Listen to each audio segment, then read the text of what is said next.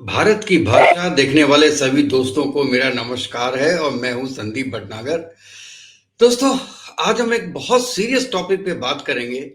वो है बांग्लादेशी, जो कि पूरे हिंदुस्तान में फैले हुए हैं और मुझे लगता है कम से कम 2 करोड़ होंगे, जो कि इंडिया में आके बस गए हैं, जिनके पास या तो पेपर्स नहीं है या उन्होंने पेपर्स बनवा लिए हैं। अब दिल्ली में एक काम शुरू हुआ है कि पुलिस हर घर में, हर कॉलोनी में जाके पूछ रही है कि कौन बांग्लादेश से आया है और किसके, और सबके डॉक्यूमेंट्स देख रही है। तो इस पे एक सना अमजद जी ने एक बहुत अच्छा इंटरव्यू किया है, तो वो मैं आपको दिखाना चाहता हूं और बीच बीच में मैं बात भी करूंगा कि दिल्ली में क्या हो रहा है और जो चांदनी चौक में जो बिजनेसमैन हैं वो क्या एक्शन ले रहे हैं, पुरानी दिल्ली में क्या एक्शन हो रहा है बांग्लादेशियों के अगेंस्ट में, इसके बारे में हम बीच बीच में बात करेंगे। तो पहले तो मैं सनाम दत्त का थैंक यू पे करता हूं कि मैं उनका वीडियो ये यूज कर रहा हूं। और एक्चुअली मैंने उनको एक मैसेज भी किया था लेकिन मुझे रिस्पांस नहीं मिला उसका, दैट्स व्हाई मैं उनका वीडियो शेयर कर रहा हूं। और मैं आपसे भी गुजारिश करता हूं कि आप मेरा ये चैनल सब्सक्राइब कीजिए, भारत की भाषा में संदीप भटनागर, और उसके साथ सना अमजद जी का भी जो ये वीडियो है, सना अमजद ऑफिशियल, वो आप जरूर उनका चैनल को भी आप सब्सक्राइब कीजिएगा। तो चलिए देखते हैं पहले एक वीडियो, उसके बाद हम बात करते हैं, बीच बीच में हम बात करते रहेंगे सब, ठीक है ना सब। चलो, आज मैं इस सारे मामले के ऊपर बड़ी करीबी से मैंने देखा है। जो नई दिल्ली के अंदर मामला सारे हो रहे हैं वो ऐसे ही है जैसे हमारे इधर जब अफगानिस्तान वाले रहते थे, तो जब हमारी हुकूमत ने ये फैसला किया कि इनको बाहर निकाला जाए तो निकाल दिया गया उन लोगों को, चाहे वो हमारी इदारे इन्वॉल्व थे या किसी भी किस्म की हमें जो प्रॉब्लम थी। देखिए, जो मुहाजिर आते हैं उनको कभी ना कभी तो अपने वतन जाना ही पड़ता है। ये तो इंडिया का बड़ापन है जो इतनी टाइम से उनको संभाल रहे हैं। जाहिर बात है, जब आप उनके परचम की तौहीन करेंगे, जब आप उनके साथ इस तरह के मामलात करेंगे, तो कोई भी इस तरह का इंसान नहीं है कि जो सारे मामलात अपने साथ खराब होने के बावजूद भी आपको पाले। और दूसरी बात जो सबसे बड़ा मुझे यहाँ लग रहा है, जो एक पत्ता और एक जो ताश खेली जाएगी, जो एक पत्ता फेंका जाएगा किसी बाहर वाली कंट्री की जानिब से, किसी भी एबीसी, मैं किसी का नाम नहीं इसमें मेंशन करना चाहता, कि वो ये कहेंगे कि हिंदू भाई मुसलमानों को बाहर निकाल रहे हैं। तो मेरे जो बड़े तगड़े जराए हैं नई दिल्ली के अंदर से मुझे ये मालूम हुआ है कि जो एक इलाके का अमीर होता है ना मुसलमानों का, उसने ये मस्जिद के अंदर ये ऐलान करवाया और जाके खुद पुलिस के अंदर रिटर्न उन्होंने एक लेटर लिख के दिया कि भाई जो बांग्लादेश वाले यहाँ पर रह रहे हैं इनको आप निकाले, हमें इनसे अब डर लग रहा है। ये कोई ना कोई यहाँ पर सुसाइड ना कर दे, कोई इस तरह के मामला ना कर दे, कोई हमें हमलावर ना हम पे हो जाए। यानी कि सबसे पहले तो ये बात है कि इंडिया के अंदर जो मुसलमान रह रहे हैं वही कह रहे हैं कि भाई इनको बाहर निकाल फेंको। और दूसरी बात ये कि अक्सर आपने देखा होगा कि हर किसी एक्शन का रिएक्शन किसी ना किसी टाइम पे आना होता है।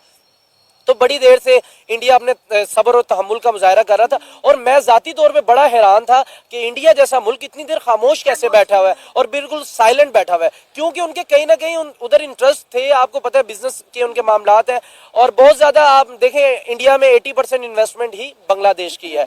तो बांग्लादेश को ये वाले हालात अभी फेस जो करने पड़ रहे हैं, तो ये तो एक मैं कह रहा हूँ ये अभी जो है ट्रेलर है, पिक्चर बहुत आगे है आपके लिए। आपने अपने पाँव के ऊपर कुल्हाड़ी नहीं मारी, आप पाँव को पास लेके कुल्हाड़ी के और कहा है आपने भाई हमें मार। दोस्तों एक बात बताऊं मैं आपको, कश्मीरी गेट में जो ऑटो पार्ट्स की शॉप्स होती हैं, 90% बांग्लादेश का जो ऑटो पार्ट्स है वो कश्मीरी गेट से जाता है। अब Kashmere Gate auto parts association, CTI, उन्होंने ये निर्णय किया है कि अगले 1 महीने तक वो बांग्लादेश को कोई भी स्पेयर पार्ट ऑटो का सप्लाई नहीं करेंगे। और साथ में उन्होंने ये भी बोला है कि देखिए, हमने आपको 1 महीने का समय दिया है, आप सुधर जाइए। अगर आप नहीं सुधरे तो जो ये रोक लगाई है ये कंटिन्यू रहेगी। आप जानते हैं दोस्तों, 1 महीने में 1,000 करोड़ का व्यापार होता है बांग्लादेश के साथ ऑटो स्पेयर्स का। तो ये उन्होंने देशभक्ति दिखा के केवल दिल्ली के एक मार्केट ने मना किया है। मैं कहता हूं कि अब स्थिति ये आ गई है कि जो जो कंपनीज बांग्लादेश में कोई भी मटेरियल सप्लाई करती हो उसको रोक देना चाहिए। गवर्नमेंट नहीं कहेगी आपको, और गवर्नमेंट कह भी नहीं सकती है। ये हम हिंदुस्तानियों को, चाहे हिंदू हो, चाहे मुस्लिम हो, चाहे सिख हो, चाहे ईसाई हो, सबको मिलके सोचना है। और जैसे अभी इस साहब ने बोला कि इवन हिंदू और मुसलमान भी दिल्ली का बोल रहा है कि हमको इन लोगों से खतरा है। चलिए साहब आगे देखते हैं। मार दिया जाए। नहीं, इंडिया को आंखें दिखा रहे थे, इंडिया के बॉर्डर पर ड्रोन लगा रहे थे, हिंदू कम्युनिटी को जो है वो मार पीट रहे थे, मंदिरों को डिमोलिश कर रहे थे। अब इंडिया वाले इनको बताएंगे कि मंदिरों को किस तरह से डिमोलिश किया जाता है और किस तरह इंडिया को हल्के में लिया जाता है। ये इंडिया को बड़ा हल्के में ले रहे थे। इंडियन आर्मी इनको कुछ नहीं कह रही थी, इंडिया की सरकार जो है इनको कुछ नहीं कह रही थी, बड़ा डिप्लोमेटिकली वो इन सारी चीजों को लेकर चल रहे थे। कई बार जो है इंडिया के अफसरान ने इनको जाके समझाया कि भाई होश के नाखून लो, तुम लोग अपने बाप से पंगा ले रहे हो, लेकिन खैर क्या कह सकते हैं, बांग्लादेश को अक्ल आ ही नहीं रही थी। देखिए, सबसे पहले तो इंडिया जिस वजह से रुका हुआ था ना, जो मैं इस चीज को समझ रहा हूँ, देखिए नो डाउट दुनिया की सबसे बड़ी इकोनॉमी में से एक है और एशियन टाइगर है। अब जब अगर इंडिया इन पे अटैक करता तो कहीं ना कहीं उनकी भी रिस्पेक्ट पे मामला, तो उन पे भी सवालिया निशान उठना था इंडिया पे कि यार एक छोटा सा मुल्क है और आप उनको उनसे बातचीत के हल के बजाय आप उन पे अटैक कर दिए। तो कहीं ना कहीं इंडियन आर्मी के लिए भी बहुत बड़ा इम्तिहान था और बहुत बड़ा सब्र का ये पैमाना उनका था जो अभी तक लबरेज नहीं हुआ, मेरे ख्याल में अभी तक नहीं हुआ। अगर वो हो जाता तो बांग्लादेश को, मेरा नहीं ख्याल के 2 और 3 ओवर मतलब इसी घंटों के अंदर ही, 3-4 घंटों के अंदर ही उनको मिटा दिया जाता या उनके ऊपर पूरा कब्जा कर लिया था। लेकिन इंडियन आर्मी और इंडियन हुकूमत ने यही सोचा होगा कि अगर हम कुछ करते हैं तो हम, जो डोनाल्ड ट्रंप साहब बैठे हुए हैं, जो बाहर के मुल्क हैं, इसराइल के बैठे हुए आगे पीछे, यानी कि ओवरऑल कंट्री के, वो लोग यही क्रिटिसाइज करेंगे, यार आप पहले बात तो करते, आपके सामने एक छोटा सा मुल्क है, आप उसको 1-2 घंटे में फतह कर सकते हैं, तो आप पहले बात तो करके देखिए, उनको कन्विंस तो करें अपनी तरफ। गीदड़ भभकियां जो है वो बांग्लादेशी और उनकी इदारे लगा रहे थे इंडिया को। मैंने अपने पिछले प्रोग्राम में भी ये बात की थी कि अगर इंडियन आर्मी इनका 10% कर दिखाए तो बांग्लादेश का नामो निशान सफाई हिस्ती से मिट जाएगा।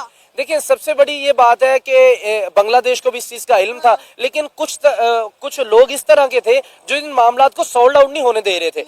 अभी भी यूनुस भी कर सकता था। देखिए, आपके सेक्रेटरी खारजा है इंडिया के आपके पास चल के, यानी कि आपने इतना कुछ कर दिया, फिर सेक्रेटरी खारजा आपके पास चल के आ गए, यानी कि फिर भी आपकी अकल के अंदर बात नहीं आ रही कि यार क्यों हमें समझा रहे हैं। वो यही चाह रहे थे कि यार क्या, देखिए इनकलाब किसी सियासी जमात ने नहीं वहां लेके आया, तुलबा तंजीम लेके आई, और तुलबा मिनिमम क्या एज रखते होंगे, 25 के नीचे नीचे होंगे लगभग, अगर मैं एवरेज देखा जाए तो 25 से जो नीचे होते हैं वो इतना ज्यादा मेच्योर नहीं उनको कंसीडर किया जाता, बिकॉज इससे जो ज्यादा बड़ी उम्र के लोग होते हैं। तो यानी इंडिया ये सारी चीजों को समझ रहा था कि यार बच्चों ने ये एक इनकलाब लेके आया, तो ये बच्चे अभी ये इसको हम सॉल्ट आउट कर लेंगे 1-2 माह के अंदर। लेकिन इंडिया भी कहीं ना कहीं मिसरीड कर गया, क्योंकि वो इनकी हड्डियों के अंदर नफरत जो भर दी गई है और जो एहसान फरामोशी ये कर रहे हैं बंगाली, ये तो इनकी सजा तो आने वाले वक्त में इनको मिलेगी मिलेगी, अभी भी मिल रही है। देखिए ना, जो बेचारे मासूम जो है बांग्लादेशी वहाँ पे रह रहे हैं, आप देखें उनके भी आधार कार्ड चेक किए जा रहे हैं, और गैर कानूनी जो बांग्लादेशी वहाँ रह रहे हैं उनको जो है अब उनकी पकड़ धकड़ शुरू हो गई है। अब उन्हें अरेस्ट किया जाएगा और इंडिया से निकाल दिया जाएगा। देखिए, मैं तो ये कह रहा हूँ कि देखिए गैर कानूनी तौर पे बेशक वो रह रहे थे, लेकिन इंडिया ने नहीं छेड़ा। रीजन क्या था सबसे बड़ा, कि उनके ताल्लुकात बहुत अच्छे थे। देखिए, शेख हसीना के साथ उनके ताल्लुकात बड़े बेहतर थे। वो इस चीज को देखते हुए वो कुछ भी नहीं कह रहे थे। आया कि आज नहीं इंडिया को होश आई, इंडिया को पहले भी इस चीज का पता था कि यार ये मतलब ये हमारे मुल्क के अंदर गैर कानूनी तौर पे रह रहे हैं, क्योंकि जो बंगाल वेस्ट है, कोलकाता जो है, वहां पर तो मतलब 70% तो आई थिंक यही रह रहे हैं जो बांग्लादेश से उठ के वहां आए हुए। लेकिन ये बात बिल्कुल ठीक बोली है इसने कि इंडिया की गवर्नमेंट को बहुत सालों से पता था कि बांग्लादेशी आ रहे हैं और रह रहे हैं। जब कम थे, अगर ये एक्शन तब लिया जाता तो शायद आज सिचुएशन ऐसी नहीं होती। आज के दिन में 2 करोड़ बांग्लादेशी घुसपैठिए इंडिया में हैं, और उनमें से पता नहीं कितने लोगों ने, 50% या उससे ज्यादा लोगों ने अपने राशन कार्ड बनवा दिए हैं, अपना पैन कार्ड बनवा लिया है। उनके पास अब बांग्लादेश का कोई आइडेंटिफिकेशन है ही नहीं। आप अगर भेजेंगे भी तो वो जाएंगे कैसे, कहां जाएंगे, कौन लेगा उनको? उनको उनको बांग्लादेश मानेगा ही नहीं। अब उनका क्या करेंगे? अगर किसी ने राशन कार्ड में देखा कि भाई ठीक है ये यहाँ का नहीं है, ये रोहिंग्या मुस्लिम है, अब रोहिंग्या मुस्लिम को बर्मा कहेगा हमारा तो है ही नहीं है, बांग्लादेश कहेगा ये हमारे नहीं है। अब आप कैसे करोगे, क्या करोगे? आई डोंट नो, गवर्नमेंट ने क्या कुछ ना कुछ तो सोचा होगा कि इन लोग को आप देख लें, आइडेंटिफाई कर लें, लेकिन करेंगे क्या? और जिन लोगों ने पूरा आधार कार्ड और सब कुछ बनवा लिया है उनका क्या? उनके लिए तो एनआरसी है और सीए है जो कि आपने लागू तो किया है। लेकिन मैं यहां पे एक चीज जरूर कहना चाहूंगा कि हमें लगता है कि इस वक्त इंडियन आर्मी को डिप्लॉय करना चाहिए। कुछ जो हमारे स्टेट्स हैं जैसे असम है, उड़ीसा है, वेस्ट बंगाल है, इन सब में जो क्षेत्रीय हैं उनके अंदर आर्मी डिप्लॉय करनी चाहिए। आर्मी को चेक करना चाहिए क्योंकि अभी कोई वॉर नहीं हो रही है, और अगर कोई वॉर हुई तो उनको वापस भेजा जा सकता है। पुलिस शायद ये काम ना कर पाए जितना आर्मी ये काम कर पाएगी। तो हम अपनी गवर्नमेंट से बोलते हैं कि एक बार इस चीज को सोचिएगा जरूर और आर्मी डिप्लॉय करवाइए। अभी तक इनको अकल नहीं आ पा रही। जो डॉक्टर यूनुस बैठे हुए 80 प्लस उनकी एज है आई थिंक, लेकिन उनका दिमाग काम नहीं कर रहा, वो आगे कुछ और हो रहा है, पीछे कुछ हो रहा है। यानी टोटल इस वक्त बहुत बड़ा लॉस होने जा रहा है बांग्लादेश को। देखें, सबसे पहले परचम जलाने का काम शुरू किया बांग्लादेशियों ने जो है। देखिए, मंदिर के मैं नाम इस वजह से नहीं लेता क्योंकि हमारे कुछ लोग होते हैं और खास तौर पे इंडियन मीडिया में जो बैठे हैं वो एक वर्ड को उठा लेते हैं, भाई पाकिस्तान से आवाज आ रही। भाई अगर आप चलाते हैं तो पूरी बात को चलाया था ताकि आपकी आवाम को भी पता सच चले और हमारे लोग भी आपके वहां पर फॉलो करते हैं ताकि हमारा इमेज भी ना खराब हो, क्योंकि हम हक के और सच पे बात करने वाले हैं। जिस तरह इंडिया जहां पर बांग्लादेशियों ने मंदिर डिमोलिश किए, वहां उन्होंने मसाजिद को भी कहीं को नुकसान पहुंचाया क्योंकि हिंदू कम्युनिटी के ऊपर पड़ जाए कि भाई ये हमारी पहले मसाजिद को इन्होंने किया है, तो हमें इसके रिएक्शन के आगे हम ये रिएक्ट कर रहे हैं कि ये हमने इनके मंदिरों को तोड़ा गया। लेकिन कहीं ना कहीं बांग्लादेश ये भूल चुका था कि हमारा जो भी हुक्का पानी है ना वो इंडिया देता है। वो जो तुलबा तंजीम थी वो सोच रहे थे कि यार हमारा तो मुल्क इतना तरक्की कर रहा है, पाकिस्तान से भी आगे निकल रहा है, तो हम 1-1.5 साल में हम दोबारा वो तरक्की के पे लाएं। ये जाहिल के बच्चों को इसकी अकल नहीं थी। भाई इंडिया क्या करने जा रहा है? अडानी साहब की जो कंपनी है, उनके जो एडवाइजर है, उन्होंने ये कहा अडानी साहब आप इनसे पैसे ना मांगे। अच्छा, अडानी साहब ने उससे पूछा यार क्यों ना मैं इससे पैसे मांगू?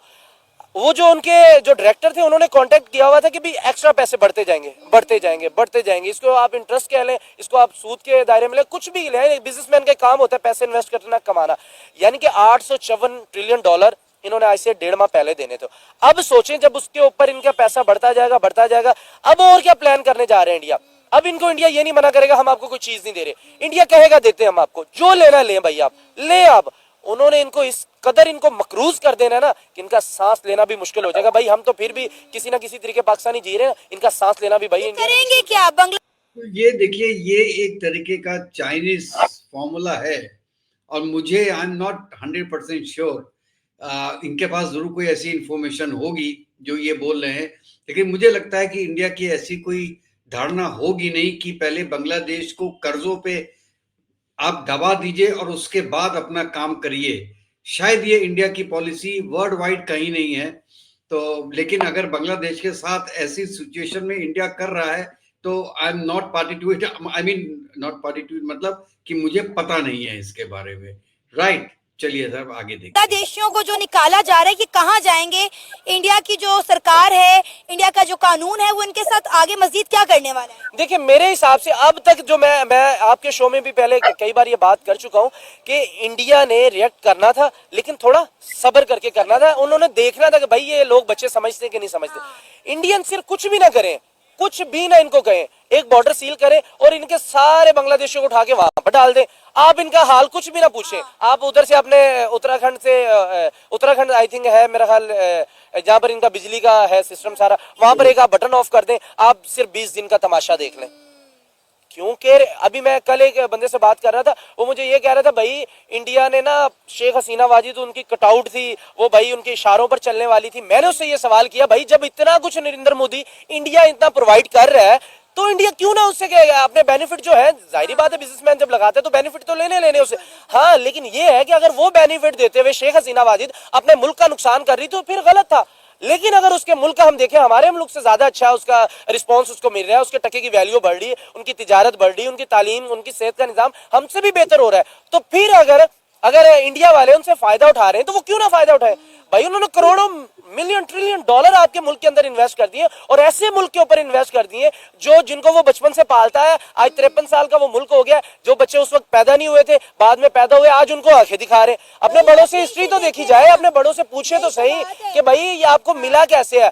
भाई मैं ऑन एयर कह रहा हूं, अगर इंडियन उस वक्त 1971 के अंदर अगर वो पाकिस्तान फौज के सामने ना खड़े होते तो मैं देखता बांग्लादेश को कौन आजाद करवाता।